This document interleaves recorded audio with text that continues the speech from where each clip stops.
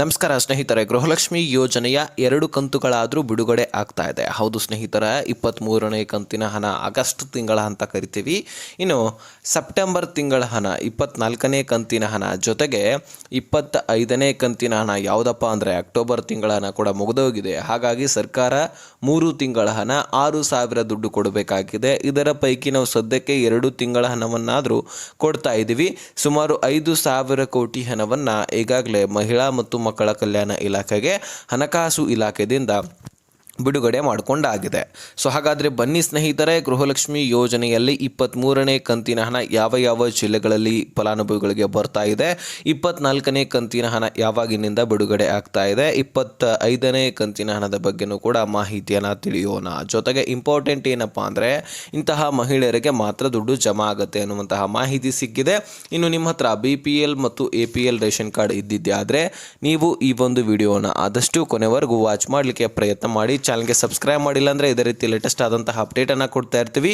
ನೀವು ಸಬ್ಸ್ಕ್ರೈಬ್ ಮಾಡಿಕೊಂಡು notification all ಅಂತ ಸೆಟ್ ಮಾಡಿ. ಈಗ ನಾವು ನೇರವಾಗಿ ಟಾಪಿಕ್ಗೆ ಬರೋಣ.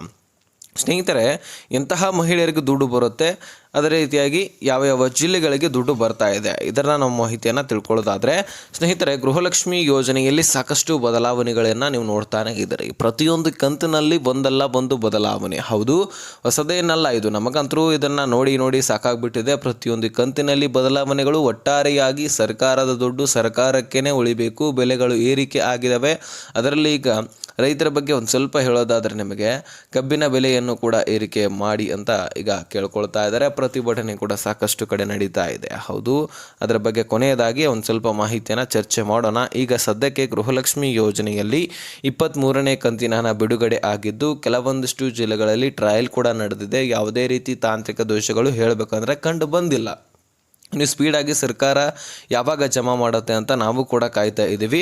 ಅದಕ್ಕೆ ಉತ್ತರ ಈಗ ಸರ್ಕಾರವೇ ಕೊಟ್ಟಿದೆ. ತಾಂತ್ರಿಕ ದೋಷ ಯಾವುದೇ ರೀತಿಯಾಗಿ ಕಂಡು ಬಂದಿಲ್ಲ. ಈ ದೀಪಾವಳಿ ಹಬ್ಬಕ್ಕೇ ನಾವು ಕೊಡುಗೆಯಾಗಿ ಕೊಡಬೇಕಾಗಿತ್ತು, ಆದರೆ ಅಲ್ಲಿ ತಾಂತ್ರಿಕ ದೋಷ ಹಾಗೆ ಹಣವನ್ನು ಹೊಂದಾಣಿಕೆ ಮಾಡಲಿಕ್ಕೆ ಡಿಲೇ ಆಗಿತ್ತು. ಹಾಗಾಗಿ ಈಗ ದುಡ್ಡು ರಿಲೀಸ್ ಆಗಿದೆ. 2,500 ಕೋಟಿ ಫಂಡು 23ನೇ ಕಂತಿನ ಹಣ ನಿಮ್ಮ ಖಾತೆಗಳಿಗೆ ಜಮೆ ಆಗ್ತಾ ಇದೆ ಅನ್ನುವಂತಹ ಆಶ್ವಾಸನೆಯನ್ನು ಕೊಟ್ಟಿದ್ದಾರೆ. ಸ್ನೇಹಿತರೆ, ಒಂದು ಕಂತಿಗೆ 2,500 ಕೋಟಿ ಬೇಕು. ಟೋಟಲು ಆಗಸ್ಟು, ಸೆಪ್ಟೆಂಬರು, ಅಕ್ಟೋಬರ್ 3 ತಿಂಗಳ ಹಣವನ್ನು ಬಿಡುಗಡೆ ಮಾಡಬೇಕಾಗಿದೆ. ಸುಮಾರು 7,500 ಕೋಟಿ ಫಂಡನ್ನು ಇಲ್ಲಿ ರಾಜ್ಯ ಸರ್ಕಾರ ಕೊಡಬೇಕಾಗಿದೆ. ಇದರಲ್ಲಿ ಈಗ 2,500 ಕೋಟಿ ಮಾತ್ರ ಹಣಕಾಸು ಇಲಾಖೆಯಿಂದ ಮಹಿಳಾ ಮತ್ತು ಮಕ್ಕಳ ಕಲ್ಯಾಣ ಇಲಾಖೆಗೆ ಬಿಡುಗಡೆ ಆಗಿದ್ದು ಅಲ್ಲಿಂದ DBT ಟ್ರೆಸರಿಗೆ ಪುಷ್ ಆಗುತ್ತೆ ಡೈರೆಕ್ಟಾಗಿ. ಎಲ್ಲ ಮೊದಲು ಟೋಟಲಿ ಸುಮಾರು 35 ತಾಲೂಕು ಗ್ರಾಮ ಪಂಚಾಯಿತಿಗಳಿಗೆ ದುಡ್ಡು ಹೋಗುತ್ತಂತೆ ಮಹಿಳಾ ಮತ್ತು ಮಕ್ಕಳ ಕಲ್ಯಾಣ ಇಲಾಖೆಯಿಂದ. ಅಂದರೆ ಏನೇನು ಪ್ರೊಸೆಸರ್ ಇರುತ್ತೋ ಅದನ್ನು ಮುಗಿಸ್ಕೊಳ್ಳಿಕ್ಕೆ ಮೊದಲು ಮಹಿಳಾ ಮತ್ತು ಮಕ್ಕಳ ಕಲ್ಯಾಣ ಇಲಾಖೆಯಲ್ಲೇ ಪ್ರೊಸೆಸರ್ ಮುಗಿತಾ ಇತ್ತು. ಯಾಕಂದರೆ ಈಗ ಸದ್ಯಕ್ಕೆ ಗ್ರಾಮ ಪಂಚಾಯಿತಿಗಳಿಗೆ ಒಪ್ಪಿಸಲಾಗಿದೆ. ಯಾಕಂದರೆ ಅದರದೇ ಆದಂತಹ ಸಾಕಷ್ಟು ಕೆಲಸ ಕಾರ್ಯಗಳಿರ್ತವೆ. ಬರೀ ಒಂದು ಸ್ಕೀಮಿಗೋಸ್ಕರ ಎಲ್ಲ ಕೆಲಸವನ್ನು ಬಿಟ್ಟು ಅದನ್ನೇ ಮಾಡಲಿಕ್ಕಾಗೋದಿಲ್ಲ. ಹಾಗಾಗಿ ಅವರು ಕೂಡ ಬೇರೆ ಕಡೆ ಗಮನ ಹರಿಸಬೇಕಾಗತ್ತೆ. ಹಾಗಾಗಿ ಈ ಕಡೆ ಗ್ರಾಮ ಪಂಚಾಯಿತಿಯಲ್ಲಿ ಕೂಡ 35 ತಾಲೂಕು ಗ್ರಾಮ ಪಂಚಾಯಿತಿಗಳು ಎಲ್ಲಿವು ಅಂದರೆ ಬೆಂಗಳೂರು ನಗರ, ಬೆಂಗಳೂರು ಗ್ರಾಮಾಂತರ ಸುತ್ತಮುತ್ತ ಇರತಕ್ಕಂತಹ ಸುಮಾರು 35 ತಾಲೂಕು ಗ್ರಾಮ ಪಂಚಾಯಿತಿಗಳಿಗೆ ದುಡ್ಡು ಹೋಗಿ ಅಲ್ಲಿ ಏನೇನು ಪ್ರೊಸೆಸರ್ ಇರುತ್ತೋ ಮುಗಿಸ್ಕೊಂಡು ಮತ್ತೆ ಮಹಿಳಾ ಮತ್ತು ಮಕ್ಕಳ ಕಲ್ಯಾಣ ಇಲಾಖೆಗೆ ಬಂದು ಅಲ್ಲಿಂದ DBT ಟ್ರೆಸರಿಗೆ ಪುಷ್ ಆಗುತ್ತೆ. DBT ಟ್ರೆಸರಿಗೆ ಪುಷ್ ಆಗಿ ಅಲ್ಲಿಂದ ಬ್ಯಾಂಕ್ಗಳು ಅಪ್ಡೇಟ್ ಮಾಡ್ಕೊಳ್ಳುತ್ತೆ. ಬ್ಯಾಂಕ್ಗಳು ಅಪ್ಡೇಟ್ ಮಾಡಿಕೊಂಡು ನಿಮ್ಮೆಲ್ಲರ ಖಾತೆಗಳಿಗೆ ಟ್ರಯಲ್ ನಡೆಯುತ್ತೆ. ಮೊದಲು 3-4 ದಿನಗಳ ಕಾಲ ಟ್ರಯಲ್ ನಡೆಯುತ್ತೆ. ಅಲ್ಲಿ ಏನೇನು ತಾಂತ್ರಿಕ ದೋಷ ಕಂಡು ಬರುತ್ತಾ ಅಥವಾ ಇನ್ಯಾವುದೋ ದೋಷ ಕಂಡು ಬರುತ್ತಾ ಅದನ್ನು ನೋಡ್ತಾರೆ. ಅಲ್ಲಿ ತಾಂತ್ರಿಕ ದೋಷ ಕಂಡು ಬಂದಿದ್ದೆ ಆದರೆ ಈಗ 22ನೇ ಕಂತಿನಲ್ಲಿ ಕೂಡ ದಸರಾ ಹಬ್ಬದಲ್ಲಿ ಕಂಡು ಬಂದಿತ್ತು. ಅಲ್ಲಿ ಈ ಗವರ್ನರ್ಸ್ ಅವರು ಸರಿಪಡಿಸಲಿಕ್ಕೆ ಇರ್ತಾರೆ. ಹಾಗೆ ಈಗನೂ ಕೂಡ ಏನಾದರೂ ತಾಂತ್ರಿಕ ದೋಷ ಕಂಡು ಬಂದರೆ ಈ ಗವರ್ನರ್ಸ್ ಅವರು ಅದನ್ನು ಸರಿಪಡಿಸ್ತಾ ಇರ್ತಾರೆ. ಸದ್ಯಕ್ಕೆ ಯಾವುದೇ ರೀತಿ ತಾಂತ್ರಿಕ ದೋಷ ಕಂಡು ಬಂದಿಲ್ಲ. ಅದಕ್ಕೆ ಯಾವುದೇ ರೀತಿ ತೊಂದರೆ ಇಲ್ಲ. ಸದ್ಯಕ್ಕೆ 23ನೇ ಕಂತಿನ ಹಣವನ್ನು ನಿಮ್ಮ ಖಾತೆಗಳಿಗೆ ಜಮೆ ಮಾಡಲಾಗ್ತಾ ಇದೆ. ಸ್ನೇಹಿತರೆ, ಯಾವುದೇ ರೀತಿ ತಲೆ ಕೆಡಿಸ್ಕೊಳ್ಳುವಂಥ ಅವಶ್ಯಕತೆ ಇಲ್ಲ. ಸಚಿವೆ ಲಕ್ಷ್ಮೀ ಹೆಬ್ಬಾಳ್ಕರ್ ಅವರು ಹೇಳಿದರು, ಸತತವಾಗಿ ನಾವು ದುಡ್ಡನ್ನು ಜಮಾ ಮಾಡ್ತಾ ಇದ್ದೀವಿ, ಅದಕ್ಕಾಗಿ ತಲೆ ಕೆಡಿಸ್ಕೊಳ್ಳುವಂಥ ಅವಶ್ಯಕತೆ ಇಲ್ಲ ಅಂತ ಹೇಳ್ಬಿಟ್ಟು ಅಪ್ಡೇಟನ್ನು ಕೊಟ್ಟಿದ್ದಾರೆ. ಈಗ ಸದ್ಯಕ್ಕೆ ಯಾವ ಯಾವ ಜಿಲ್ಲೆಗಳಿಗೆ ದುಡ್ಡು ಬರ್ತಾ ಇದೆ ಅಂದರೆ ಬೆಂಗಳೂರು ನಗರ, ಬೆಂಗಳೂರು ಗ್ರಾಮಾಂತರ, ಅದೇ ರೀತಿಯಾಗಿ ಕೋಲಾರ, ಕೊಡಗು, ಅದೇ ರೀತಿಯಾಗಿ ವಿಜಯನಗರ, ಯಾದಗಿರಿ, ಉತ್ತರ ಕನ್ನಡ, ದಕ್ಷಿಣ ಕನ್ನಡ, ದಾವಣಗೆರೆ, ಉಡುಪಿ, ತುಮಕೂರು, ಚಿತ್ರದುರ್ಗ, ಚಿಕ್ಕಮಗಳೂರು, ಶಿವಮೊಗ್ಗ ಈ ಒಂದು ಜಿಲ್ಲೆಗಳಲ್ಲಿ ಕೂಡ ಟ್ರಯಲ್ ನಡೆದಿದೆ. ಹಾಗೆ ಈಗ ಯಾವುದೇ ರೀತಿ ತಾಂತ್ರಿಕ ದೋಷಗಳು ಕಂಡು ಬಂದಿಲ್ಲ. ಹಾಗಾಗಿ ಇನ್ಮೇಲಿಂದ ಸ್ಪೀಡಾಗಿ ಜಮಾ ಮಾಡ್ತೇವೆ ಅಂತ ಹೇಳ್ಬಿಟ್ಟು ಈಗ ಮಹಿಳಾ ಮತ್ತು ಮಕ್ಕಳ ಕಲ್ಯಾಣ ಇಲಾಖೆಯ ಸಚಿವೆ ಆದಂತಹ ಲಕ್ಷ್ಮೀ ಹೆಬ್ಬಾಳ್ಕರ್ ಅವರು ಕೊಟ್ಟಿರ್ತಕ್ಕಂತಹ ಮಾಹಿತಿ. ಈಗ ಈ ಒಂದು ಜಿಲ್ಲೆಗಳ ಬಗ್ಗೆ ಮಾಹಿತಿಯನ್ನು ತಿಳಿಸಿದ್ದೀನಿ. ಒಟ್ಟಾರೆಯಾಗಿ ನಿಮ್ಮ ಮನೆಯಲ್ಲಿ 4-ವೀಲರ್ ವಾಹನಗಳು ಏನಾದರೂ ಇದ್ದರೆ ನಿಮಗೂ ಕೂಡ ದುಡ್ಡು ಬರಲಿಕ್ಕೆ ಸಾಧ್ಯನೇ ಇಲ್ಲ. ಯಾಕಂದರೆ ಒಂದು 4-ವೀಲರ್ ವಾಹನಗಳು ಇದ್ದಿದ್ದರೆ ಅದು ಯೆಲ್ಲೋ ಬೋರ್ಡ್ ಕಾರ್ ಅಂತ ಇದ್ದರೆ ಅದರಲ್ಲೇನು ತೊಂದರೆ ಇಲ್ಲ. ಇನ್ನು ವೈಟ್ ಬೋರ್ಡ್ ಕಾರ್ ಅಂತ ಯಾರ್ಯಾರ್ದಿದೆ ಅವರದ್ದು APL ಕಾರ್ಡ್ ಇದ್ದರೆ ನಿಮ್ಮದು ರೇಷನ್ ಕಾರ್ಡ್ ರದ್ದಾಗುತ್ತೆ. ನಿಮಗಿನ ಮೇಲಿಂದ ರೇಷನ್ ಸಿಗೋದಿಲ್ಲ.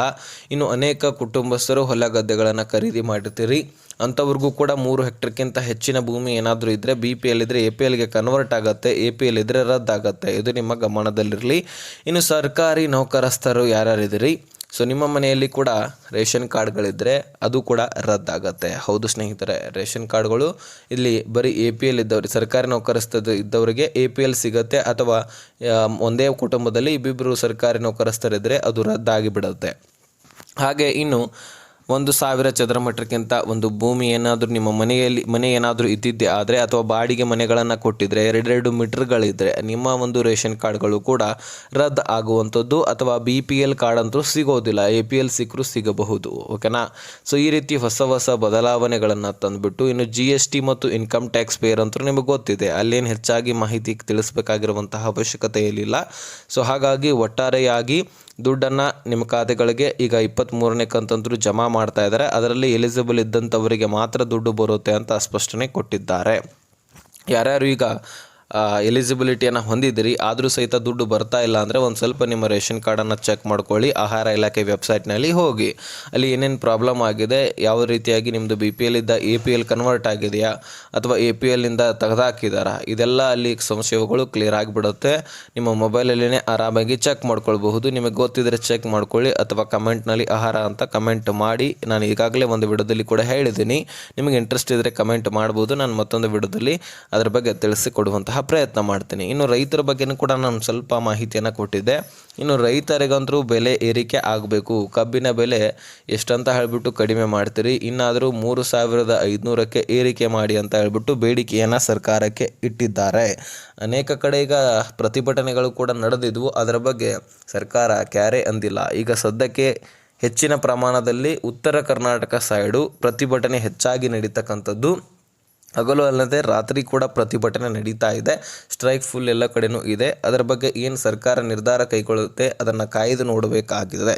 ಸೊ ಇದರ ಬಗ್ಗೆನೂ ಕೂಡ ನಿಮ್ಮ ಅನಿಸಿಕೆ ಏನು ಅನ್ನುವಂಥದ್ದನ್ನು ಕಮೆಂಟ್ ಮಾಡಿ. ನಿಮ್ಮ ಮನೆಯಲ್ಲಿ ಅಂದರೆ ನಿಮ್ಮ ಹೊಲ ಗದ್ದೆಗಳು ಕೂಡ ಇರ್ತವೆ, ಆಲ್ಮೋಸ್ಟ್ ಪ್ರತಿಯೊಬ್ಬರದು ಕೂಡ ಈಗಾಗಲೇ ಹೊಲ ಗದ್ದೆಗಳು ಇರುತ್ತದೆ. ಅಂದರೆ ಒಂದು 10 ಕುಟುಂಬಗಳಲ್ಲಿ 1 ಅಥವಾ 2 ಮನೆ ಇದ್ದವ್ರದ್ದಾದರೂ 1 ಎಕರೆ ಆದರೂ ಇದ್ದೇ ಇರುತ್ತೆ. ಹಾಗಾಗಿ ನೀವು ಕೂಡ ರೈತರಿರ್ತೀರಿ.